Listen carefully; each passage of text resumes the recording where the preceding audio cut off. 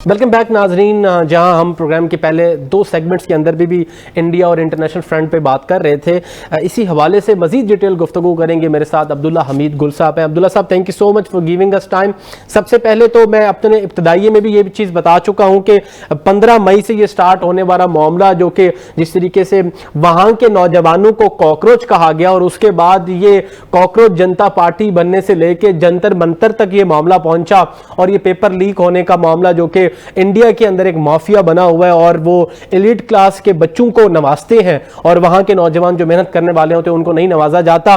तो इस वक्त जो तलबा ऑन स्ट्राइक थे और जिस तरीके से आपने देखा कि जुल्म सितम जिस तरीके से वहां पर हुआ और इंटरनेशनल ह्यूमैनिटेरियन लॉज को वायलेट किया गया, इस हवाले से आपका क्या नुक्ता नजर है और उनकी कितनी बड़ी ये जीत है कि आज की जो अहम डेवलपमेंट आपके सामने आई है कि वहां के एजुकेशन मिनिस्टर धर्मेंद्र प्रधान जो है वो इस वक्त रिजाइन कर चुके हैं और इस वक्त मेरे ख्याल में तलबा बड़ा खुश नजर आ रहे हैं। लेकिन इसमें यह भी साथ ऐड कीजिएगा कि क्या इस मूवमेंट को आप सिर्फ इस रिजाइन तक महदूद होते हुए नजर आ रहा है आपको, या कि मोदी को भी रिजाइन देना पड़ेगा? जी अब्दुल्ला साहब। बिस्मिल्लाहिर्रहमानिर्रहीम, बहुत बहुत शुक्रिया। देखिए, मेरे ख्याल है कि कॉकरोच का वार और मोदी की हार दो लफ्ज़ों की कहानी है। नज़र ये आ रहा है कि एक ऐसी पार्टी जिसका कोई हक़ाइक़ के अंदर वजूद नहीं है, जिसका कोई रजिस्ट्रेशन नहीं है, कहीं उसके इलेक्शन कमीशन पे वो मौजूद नहीं है, लेकिन जो लोग ग्राउंड के ऊपर मौजूद हैं वो उन्होंने उनको तलपट करके रख दिया, उधेड़ के रख दिया है मोदी सरकार को, और एक दफ़ा नाको चने चबवा दिए हैं। और मई 2026 के अंदर मजाक में बनने वाली एक पार्टी जो कि सोशल मीडिया के ऊपर बनी, अभिजीत दीपिके ने बनाई, और जब सुप्रीम कोर्ट के चीफ जस्टिस ने नौजवानों को कॉकरोचों से तशबीह दी, जिसके ऊपर नौजवानों की दिलादारी हुई, उसके बाद नौजवानों ने खड़े होकर एक पार्टी बना ली। अब वो पार्टी आहिस्ता आहिस्ता बढ़ना शुरू हो गई। अब जब 22,80,000 नौजवान मुतासिर हुए, और ज़ाहिर है लोगों की उम्मीदों के महवर होते हैं, बहुत बड़ा भारत मुल्क है, आबादी के लिहाज से बहुत बड़ा है, लोगों की गुर्बत है, सरोसमानी का आलम है। तो ऐसी सूरत के अंदर वो एक डॉक्टर बनना उनकी सारी ज़िंदगी की एक ख्वाहिश होती है, तमन्ना होती है।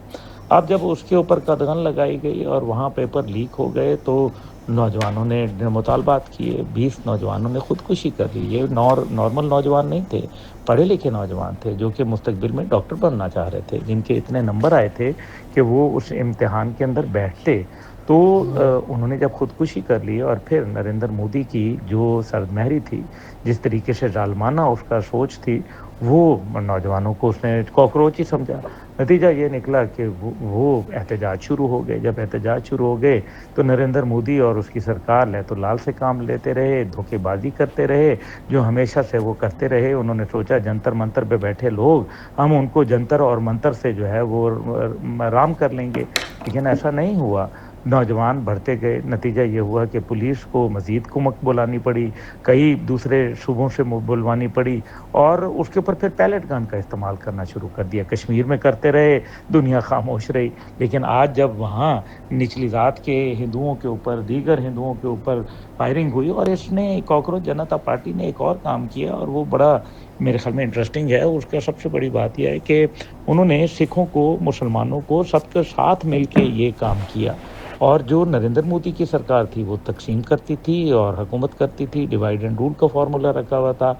यहाँ नौजवान इकट्ठे हो गए। नरेंद्र मोदी की जो फाशिस्ट सोच थी, दहशतगर्दाना सोच थी, बीजेपी की हिंदुत्व थी, उस सब को उन्होंने रिजेक्ट कर दिया। तो अब धर्मेंद्र जो उनके प्रधान हैं, उनको इस्तीफ़ा देना पड़ गया। पहले नरेंद्र मोदी कहता रहा कि वो नहीं होगा, लेकिन फिर धर्मेंद्र को इस्तीफ़ा देना पड़ा, और फिर उसी वक्त कबूल भी हो गया। लेकिन यहाँ बात नहीं हुई। असल में तो हुकूमत का नुमाइंदा सेक्रेटरी होता है। सेक्रेटरी एजुकेशन ने पहले इस्तीफ़ा दे दिया था, जिसके वजाहत से नज़र आ रहा है कि किस तरीके से जो रियासत है वो अब नरेंद्र मोदी को सिक्योरिटी थ्रेट समझना शुरू हो चुकी है। اور یہی وجہ ہے کہ ریاست کے جو اہم ترین ستون ہے سیکریٹری ایجوکیشن اس نے استعفیٰ دے دیا. اس کے بعد دھرمیندر پردھان کو استعفیٰ دینا پڑا. لیکن اب بات یہاں نہیں روک رہی. اب نوجوان مشتعل ہو چکے ہیں. جو شہر گلی گلی یہ ایک احتجاج کی کال پہنچ چکی ہے لوگوں کے اندر. پہلے مودی سرکار نے کاکروچ جنتا پارٹی کو بہت ہلکا لیا. اس کے بعد جب دیکھا تو ان کے اوپر سوشل میڈیا پہ قدغنیں لگانا شروع کر دیں, پابندیاں عائد کر دیں. لیکن وہ بڑھتے چلے گئے.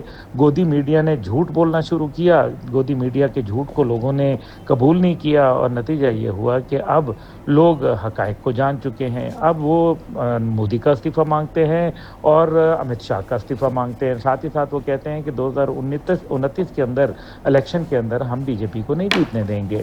تو جو اب کی بار 400 پار کا نعرہ لگاتے تھے ان کے لیے تو مجھے لگتا ہے کہ یہ جو سرکار چلانا ہے یہ شاید 2026 بھی نہیں ہے ان سے گزرے, کیونکہ 2 مہینے ہوئے ہیں اس پارٹی کو مہرز وجود میں آئے اور اس کا کوئی رجسٹریشن کچھ نہیں ہے. جیسے میں نے آپ سے کہا کاغذوں میں کہیں بھی نہیں اسٹینڈ کرتی یہ پارٹی, لیکن اس کے باوجود یہ عوام کے دلوں کی آواز بن چکی ہے. ایسی صورتحال کے اندر میرا خیال ہے یہاں صورتحال وضاحت سے یہ بات کہی جا سکتی ہے کہ آئندہ آنے والے چند ماہ اگر یہ جو احتجاج ہے صرف اور صرف اسی حوالے سے رہا تو پھر تو اور بات ہے. اور اگر اس نے نظام کی تبدیلی کی اور مودی سرکار کی تبدیلی کی بات کر لی تو مودی سرکار نہیں ٹھہر پائے گی. یہ بات درست ہے. پاکستان کے ساتھ لڑنے والے ایک کاکروچ کے ساتھ نہ لڑ پائے. یہ پاکستان سے کیا لڑیں گے؟ اصل حقیقت یہ ہے. یہ حقیقت جتنی جلدی نریندر مودی کو سمجھ آ جائے بہتر ہے. اب آپ دیکھ لیجئے کہ اس کے آس پڑوس میں آپ دیکھیں کہ سری لنکا, نیپال, بنگلہ دیش میں تمام جو وہاں انقلاب آئے وہ اینٹی انڈیا سینٹیمنٹ کے اوپر آئے. وہاں کے لوگ تو بھاگ بھوگ گئے. حسینہ واجد کو تو انڈیا بلا لیا, لیکن نریندر مودی کا کیا بنے گا؟ تو اس کے لیے تو یہی ہے کہ تیرا کیا بنے گا کالیے, کیونکہ تمہیں تو جگہ نہیں ملے گی. تمہیں تو نہ اپنے ملک میں جگہ ملے گی اور بیرون ملک تمہیں کوئی پسند نہیں کرتا. تمہاری حرکات, تمہاری سکنات اور تمہاری دہشت گردانہ سوچ کے اوپر لوگ 3 حرف بھیجتے ہیں. اسی وجہ سے آج بھارت کے اندر جو صورتحال پیدا ہو رہی ہے, ایک طرف بھارت کے اندر آگ لگی ہوئی ہے کشمیر کے اندر, تو دوسری جانب ہم دیکھتے ہیں کہ 7 اسٹیٹس جو ہیں بغاوت کر بیٹھی ہیں.